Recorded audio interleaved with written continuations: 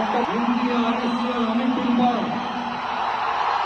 உண்மையான நம்பிக்கையும் பாராட்டையும் கொண்டிருப்பேன் என்றும் இந்திய நாட்டின் ஒப்பில்லாத முழு முதல் ஆட்சியையும் உரிமையையும் நிலைநிறுத்துவேன் என்றும் தமிழ்நாட்டு அரசின் முதலமைச்சராக உண்மையாகவும் மனச்சான்றின் படியும் என் கடமைகளை நிறைவேற்றுவேன் என்றும் அரசியல் அமைப்பிற்கும் சட்டத்திற்கும் இணங்க அச்சமும் ஒருதலை சார்ந்தும் இன்றி விருப்பு வெறுப்பை விலக்கி